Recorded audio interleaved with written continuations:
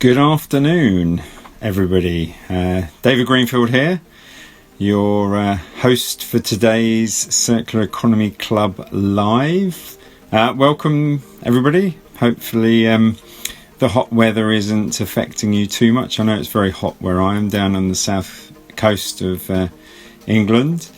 It's a wonderful day to be talking circular economy, and we've got a brilliant guest today, which I'll go into in a bit more detail. Just wait for a few more people to join us. But it's been a really interesting 6 or 7 events. This is our 6th event, and we're going to be discussing policy, what circular economy is at a city level, and with one of probably the most forward-thinking cities, I'd say, in the world, actually, in terms of circular economy and how circular economy can be delivered on the ground with SMEs, but also exploring what the fallout of COVID-19 is, particularly in regards to a green society, a green recovery. So we have the pleasure of bringing on to our Instagram Live for Circular Economy Club London, Wayne Hubbard, who is the Chief Executive Officer of the London Waste and Recycling Board. Wayne's been involved in LWARB ever since its foundation, really, many years ago. And I've worked with Wayne for quite a long time, so it'd be really nice to actually speak to him about some of the work that LWARB has done and some of the challenges that we've got going forward.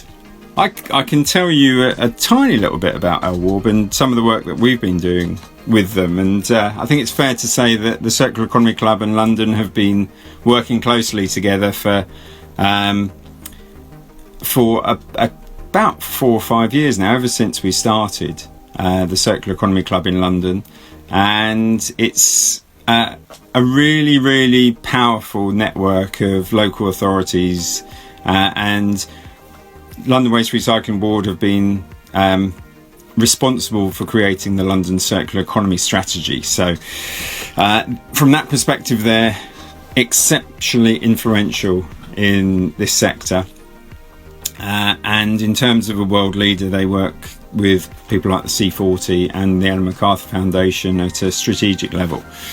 The London Waste and Recycling Board was established in 2008, and we've been around for a while, initially trying to develop waste infrastructure for London. That was our kind of first remit, if you like. So we were lending developers and project sponsors large sums of money to develop AD plants and plastic plants and that kind of thing.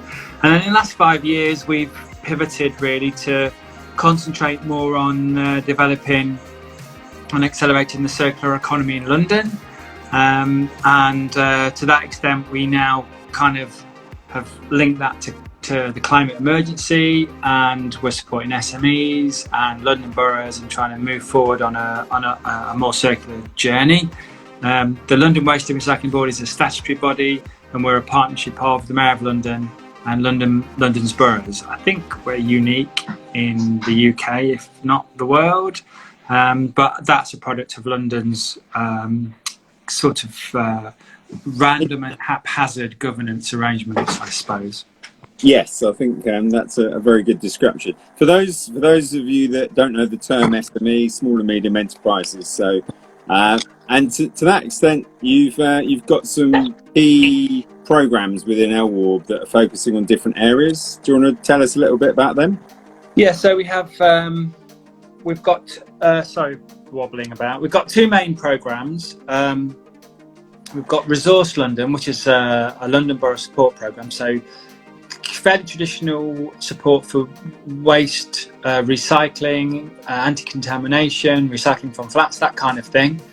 Direct support to London boroughs. And then we've got a Circular London programme, and that incorporates 2 major planks. One is working with corporates to develop big projects, demonstration projects, and illustrate new ways of doing things. And the other part of it is a kind of sub-program called Advanced London, which is part funded by the European Union, and that offers support, traditional business support, to circular economy businesses. We also invest in a venture capital fund called the Greater London Investment Fund, which is part funded by the European Investment Bank and the Mayor of London, and our investment is specifically to invest in startup circular economy businesses. So we offer venture capital support, then we offer advice support, and we also invest in circularity capital, which is more about those businesses that are better developed. So we hope to have a product that effectively takes businesses from startup to maturity. And that in itself is quite unique, isn't it? Because there are a lot of venture capitalists, there are a lot of accelerator hubs, but you're looking at taking a business literally from seed through to fully grown.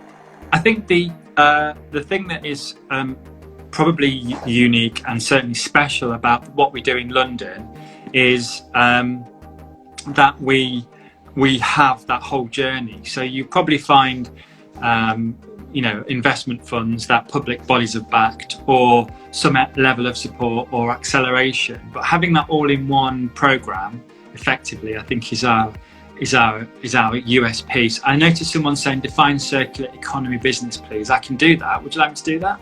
Please do, Wayne, please. Now, I'll get into trouble here, but I mean, we define it at the London Waste and Recycling Board, and we have two advanced London programme have a slightly different way of describing this, but essentially we adhere to the 5 business models that Accenture Strategy are kind of famous for describing, and they are and I'll do this kind of simply, I think, because that Accenture Strategy obviously make it sound more complicated than it is, but essentially it's businesses that use secondary materials as an input. Yep. Businesses that make stuff that is recyclable, so that's kind of fairly traditional. And then the more innovative side of things is the sharing economy, design for durability, and servitization, so renting and leasing. So any business that it kind of exhibits any of those properties, they're circular businesses. Now there'll be a whole load of businesses that are outside of that you might say are enabling the circular economy, like tech businesses, for example, and we'll take those as we find them. But essentially, circular economy is recycling in, recycling out, sharing, leasing, design for durability.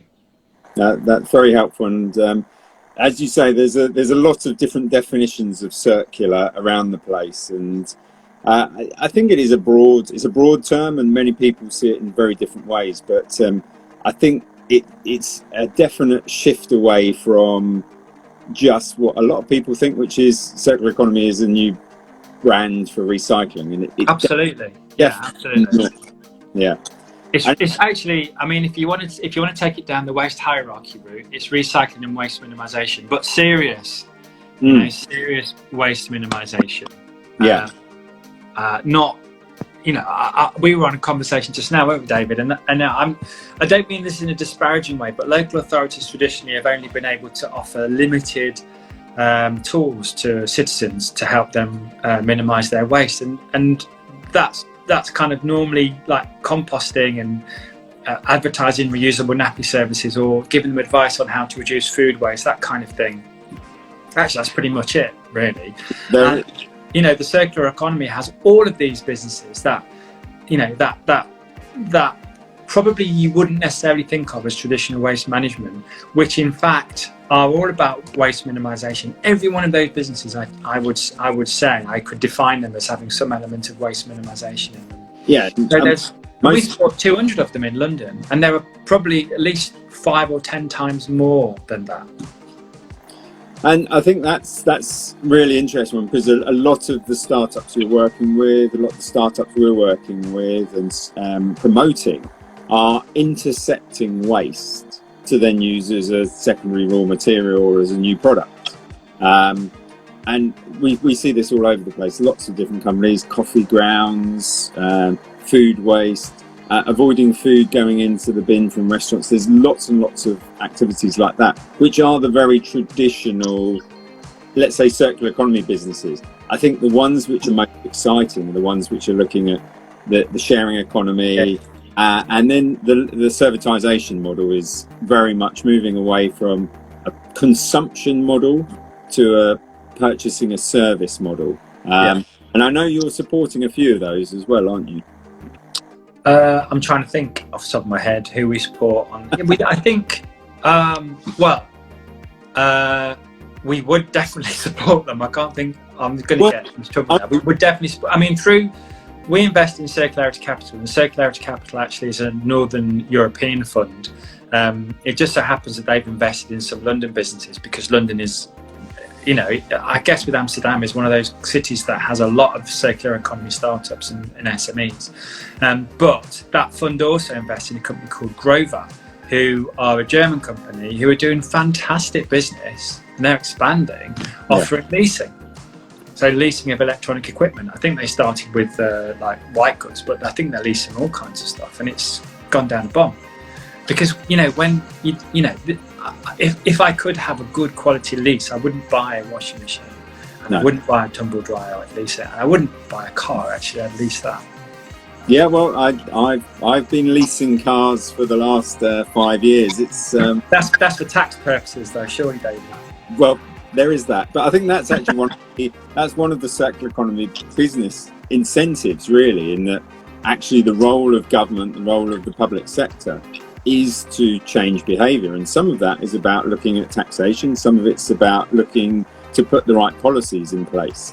I think there's loads of questions, and I don't know if you've got them on your screen, but they're kind of flicking up, and I'd like to address some of those questions. No, yes, we can. So let's just finish off this little bit of the chat and then go to some of the questions. Okay. So one of the other things we wanted you to talk about was the forthcoming Circular Economy Week. Yes. So tell everybody about it. Yes. How can you get involved, and then we'll go to some of the questions that are on the screen. Yeah. Because it's a really exciting opportunity, this, for people to get engaged, particularly in a COVID space where previously, the last 2 years, you've been running this face-to-face meetings. We worked with you last year and did a wonderful circular economy tour, circular economy business on the Circle Line, which we're hoping to do virtually again. But tell us a little bit about the Circular Economy Week. Yeah, so this is the 3rd year we've been running it, and as you say, the last 2 years we've basically tried to do events in London and get partners to do events around circular economy for that week, and we have traditionally held it at the same time as the Ellen MacArthur Foundation Summit, which for the last 2 years has been in I think the Roundhouse in London. Yeah. So there's been a lot of people in London at that point of the year who are interested in circular economy, so it seemed like a good time to do it. Now, when we started thinking about this year's event, we actually took a decision fairly early on. We could see what was coming down virtual. So can you hear me still? Yeah, yep, fine. Yeah. So the whole thing is online. I will give you the if you go in your browser and type Circular Economy London, CE Week, type CE Week London 2020, you'll get to the website, and there's a list there. At the moment there's 18 events listed. I think we've actually got 24 events if we include your event, David, so we'll get them all on the site, and there's a potential for there to be 33 events, and they're all virtual events. The launch event is on the 1st, and that's going to have Per Klavnes, who is the one of the authors of the Material Economics Report for the Ellen MacArthur Foundation. If you haven't read that report, please do, because it very clearly states and gives what people who are in the waste management industry and the resource management industry, it tells you why you are important to the climate emergency, because 45% of all greenhouse gas emissions are associated with the consumption of products that are hard to abate. Those emissions are hard to abate because you can't just switch to a green energy supply to make food, and steel. Okay, so Per wrote that report. He's our keynote speaker, and then we've got speakers from Barcelona, Toronto, Glasgow, and Sao Paulo, and London. We'll be having sections throughout the day. It's a 2-hour slot. Can't remember when it starts. I think it's about 2, but check on the website, and that will go live on Monday, the 1st of June. Brilliant. And Natalie's just put the link on, so anybody that's watching now can see that in the chat. So thank you. It's going to be really exciting. It's going to be good to see some of the experience from around the world. And Wayne, you and I both know that there's a huge amount to learn from a lot of other cities, and they're doing some exciting stuff. So let's. Well, I just say, this has been this COVID thing is a appalling tragedy that's being played out globally, and every death is a tragedy. So what we're doing is trying to make something good out of this, and this is a fantastic opportunity to talk to the whole week. You don't have to be in London exactly. to access this week, and the fact that we've got Sao Paulo, Toronto, and Barcelona is really a product of the fact that we're doing it virtually. So let's try and make something good out of this appalling tragedy. Well, I think indeed it is appalling a tragedy, and as we know, in many cases, the best things come out of tragedies. And let's talk a little bit, and then we'll come to the question. Let's talk about actually that. You and I actually were talking earlier about the green recovery and the opportunity for green recovery. And I just saw, I think this morning, that the EU have, launched softly or leaked a green recovery package where they're going to start looking at investing in green solutions to try and move forward. From your perspective, personally, as well as LWARB, what should we be learning from this 2-month in lockdown in the UK, 1 month of lockdown in other countries? It's an opportunity, but it's a very finite opportunity, I think, because there's a large proportion of the population that are happy to go back to normal, as their definition was. Well, I suppose if you have a look at the C40 website, so if you don't know, the C40 is a group of, I think it's about 90 or 100 cities now. Some of the biggest cities in the world are part of this organisation, and they've signed up to a set of principles. The Mayor of London signed up to this, basically calling for a green recovery and an equitable shift in our economy. I think that there is going to be a lot of pressure on governments to grow their way out of what is going to be a pretty big recession, whichever way you look at it. And the tendency will be, I suppose, to rely upon old-fashioned consumption. And I think what I would like to see, and what I think we would like to see, is a move away from the old, I would say, redundant linear economy, and to concentrate on growth, if that's the right word, or thriving through the expansion of the green sector, so the low carbon and green economy. And so we want to see an equitable shift to a circular London and a circular globe. And I think there's going to be inevitably some really challenging times for a lot of individuals as a result of COVID. And I've already been speaking to people in London that are landowners and office owners that are going, actually, as we're doing now, we're having a conversation online, and all of us have done lots of Zoom calls. The way that people go about their work over the next couple of years might change significantly, to the extent we might end up with huge swathes of central London offices not being used for what they used to be, because people are going, hey, I can run my workforce from home and be more efficient. And if we get them together once a month, we're keeping their mental well-being as well. And a large-scale shift to cycling and walking away from hopefully cars and buses and trains. Yeah. And but there's going to be some real disruption on the high street, isn't there? So how can the circular economy, what role can it play in occupying those spaces on the high street that are inevitably going to pop up?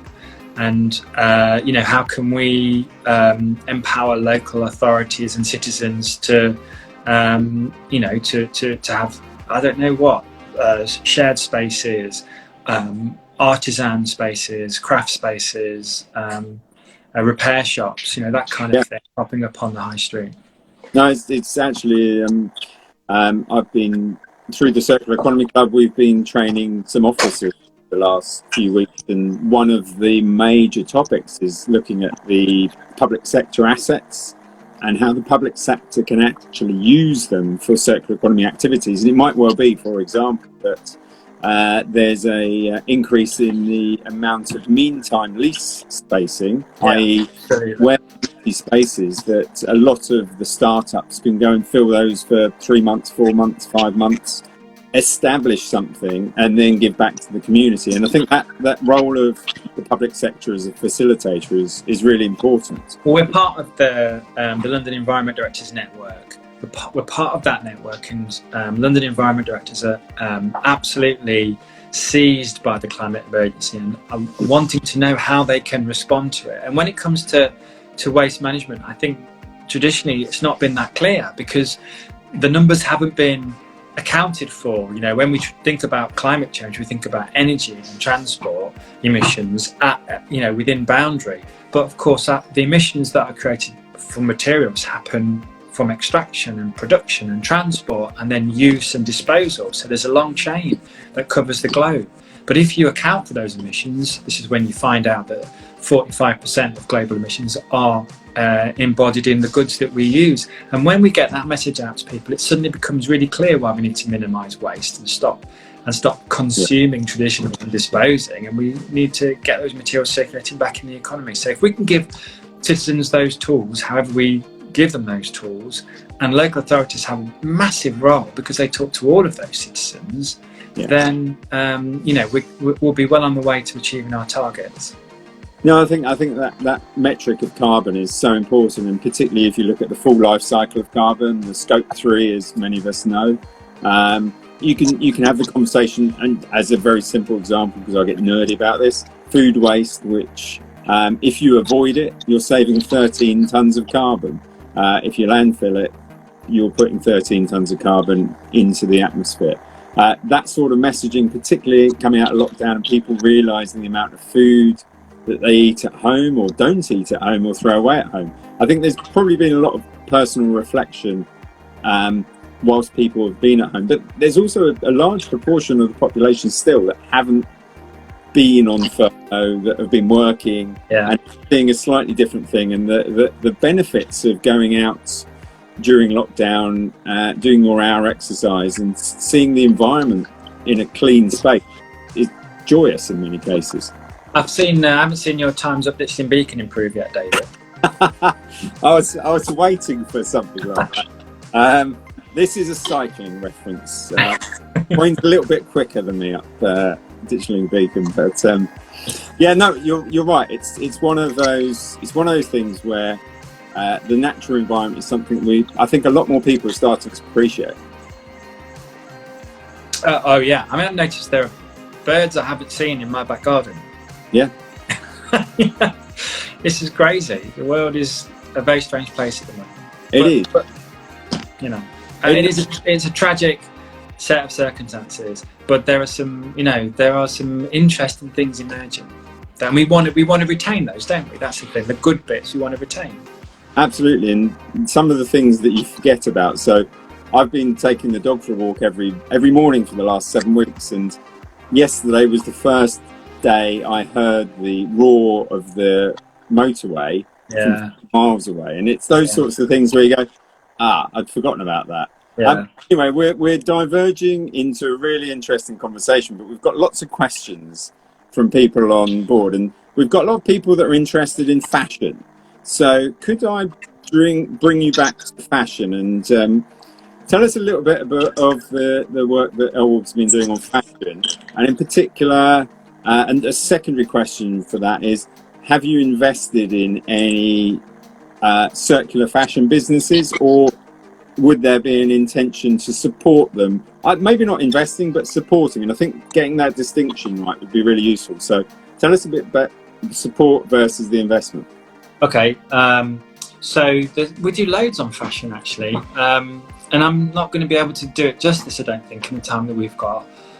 We have a campaign called Love Not Landfill, which is aimed at 18 to 26, 30-year-olds maybe. It's that kind of age bracket, maybe younger. But it's basically an anti-fast fashion campaign. Obviously, it's about not landfilling your clothes, but really it promotes reuse and rental and using what you've got, so slow fashion.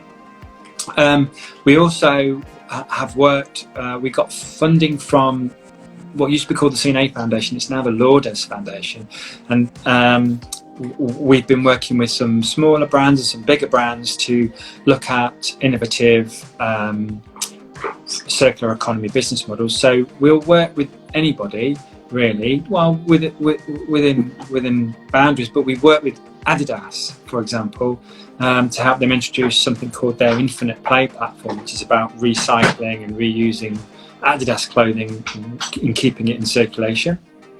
And we've also worked with others, Full Stack, who are a specialised sort of ski wear clothing firm, where, you know, when you've got specialist clothing, having reuse within that sector, you can imagine works really well. I'm kind of thinking, could I start a cycling startup? I don't know. Anyway, I don't know if anybody want to reuse Lycra.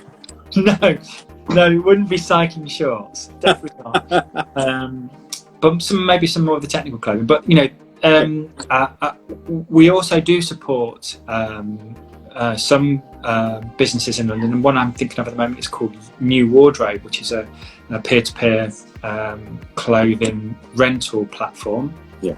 And we've helped them, and we also do invest actually. So through our fund manager, who manages our circular economy fund, MMC, their interest is more on the digital side of things, and they've invested in a company who, what are they called? Unmade.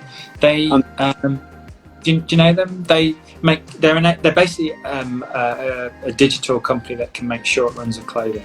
Again, it's kind of, you know, it fits really well into the sports market, and they do rapid custom cycling clothing as it happens. So that's kind of cool.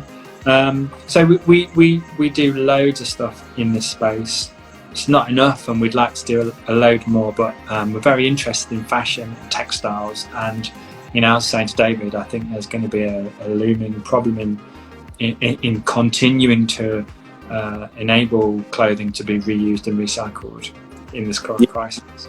No, it's really. I've helped out Oxfam over the last couple of years, and interestingly, they have a thriving vintage / second-hand clothing market, but it's being completely disrupted by some of the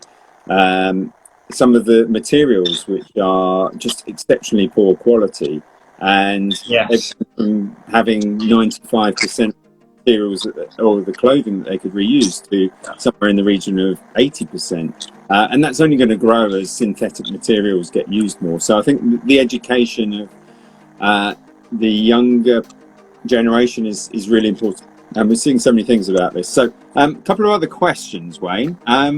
One which is a really nice one actually. LWARB's been going on for 12 years. Banging on for 12 years. Has been going on for 12 years. What would you say is your biggest success in terms of supporting a company or a business or the public sector? I know it's a difficult question to answer. It's difficult actually. We've done so many stuff. I think our problem is we've done lots of things. Big successes have been some of the campaigns that we've run have been really well received. London Recycles, so adopting that instead of Recycle for London, Recycle for place name was actually something that originated in London. So that we came up with that when I used to work for Ken at the GLA, and it predated the wrap swoosh. At LWARB, we took on that campaign, and just recently we've changed it to London Recycles. So that that's kind of quite cool, and I think that's been adopted by some other people now. We've done a load of stuff on communications and behaviour change. The Love Not Landfill campaign is amazing. It's had really good take up, and we've got good results from it. And some of the work we've done in helping to get through this crisis by supporting frontline workers in the waste sector. I've been really proud of our team who have done that, sent out some really nice images of waste workers from every borough, and that's really well received. So there's that kind of stuff. We've also done some really good stuff on flats recycling. I know, David, you've been involved in some of the stuff we've done, and especially in London, where 50% of households are flatted properties, and we've done some kind of world-leading stuff on that. And then, I think our circular economy route map and the circular economy program that we put together is world class. And for a city the size of London to have done this, and if you look at I know people aren't necessarily policy wonks, but if you look at the planning documents in London, if you look at the waste strategy in London that the mayor is producing, they will all have circular economy in them now, or they'll have a requirement for developers to accompany their large-scale developments with a circular economy strategy. And this is world leading for a big city. So I'm really proud that London is asking developers of big infrastructure to accompany that infrastructure with a circular economy statement. That's pretty amazing stuff. No, for me, I think that's probably one of the less well-known influences that you've had, but actually probably the most impactful, because some of the, being brutally honest, a lot of the small and medium enterprises that start up and come up with a really good solution will have, in many cases, a niche or a wide market, but actually influencing the new building of London. And we know that there's 1 million new homes to be built over the next 20 years in London. If a large proportion of those have to go to circular economy thinking, not just the materials used, but how those buildings are actually run, then that's... And think about its dismantling after it's used. Build it, designed for deconstruction. Exactly. Somebody asked, by the way, I saw this question flick up in it, which is how can you get citizens involved?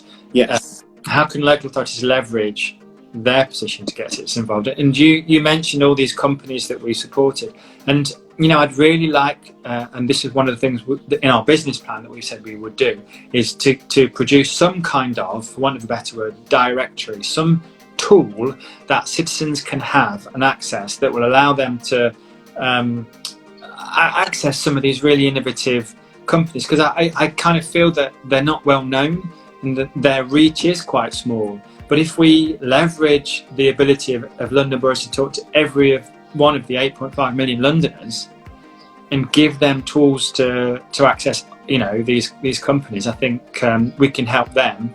We can make some money, and Londoners can reduce their waste. I absolutely agree. I think we'll take this conversation offline, but I know the Circular Economy Club, one of the things that we did with the mapping exercise 2 years ago was to produce this online map of London that anybody can go onto now and look at circular economy businesses by different categories. You can go and see the London-based circular economy fashion businesses, the energy, the construction ones. So that sort of accessible information to help people make decisions is so critical. I'm very conscious we've got a couple of minutes left. There's lots of questions that we could ask. I want to ask you a specific question, Wayne, mainly because of who you've worked with over the last 10 years. And it's about champions, and it relates to how can we start to affect policy. The chair or the driving force behind LWARB over the last 12 years has been the Mayor of London in many cases. And you've had some very powerful figures that you've worked with, not least our current Prime Minister. Just tell the viewers what your view is of having the right champion as a driving force to get policy changed. Oh, that's an interesting question. I don't necessarily think it, we are skilled at getting the waste and resources agenda into the mainstream of policy, and therefore, having an impact on everyday life. And that's actually really difficult because here's a good example. When we started talking about the circular economy, first of all, this was when Boris wanted to do a lobbying document for how much money from Treasury he needed in order to accommodate London's growth. And I was saying we don't need any more waste facilities because we're going to have this wonderful circular economy. So we went down to the bottom of the of the queue because, well, that's fine, that's done then. You don't need any money. Yeah. So politicians have different motivations, and you have to kind of navigate your way through. And at the moment, what is really key is that climate change and COVID are going to be the two biggest things that any politician is going to be thinking about, post this crisis. And we know that the circular economy has got the answer, we think, to solving both economic resilience and growth, or thriving in a sustainable way, and also in giving us probably one of the only hopes to combat the climate emergency. So it's our job to make sure that our leaders understand that, and they do, and then to translate that into meaningful, appropriate policy. So I know that's not answering your question, but I think if I did answer your question honestly, I don't think I'd be here for very much longer. No, I know. Well, I think on that note, it's been really good to have a Thursday circular chat with you. I think from all the questions we've got loads of questions that people are asking, and we'll try and extract them from the Instagram and send them around. But I think it probably also highlights that what we'll do is we'll come and have another chat with you some point in the future. For those of you that are wondering about the circular economy map, Natalie's been very kind and put a link to it on the chat as well. Wayne, it's been a pleasure. It's been great. It's been, I think, an uplifting conversation from our perspective. It gives us hope that the policymakers in London are taking this seriously, and that there's a body that is there to push the right buttons and can support a green recovery. I'm going to ask you to give us a 10-second words of wisdom to all the viewers on what they should do as a result of COVID. As a final word from you. I think just do something. Make it circular, and just don't get paralysed by analysis. Just make a difference. Do something positive. Rent some jeans. Do something like that. Do something good and do something positive, and don't get hung up about analysis. Just crack on. Brilliant. Which, as somebody who loves analysis and data, is. There's a role for that, David. Absolutely, there's a role for that. No, there is. Let's crack on. This is a climate emergency, which means there's some urgency here. Absolutely. So, which I think everybody, from our perspective, completely supports.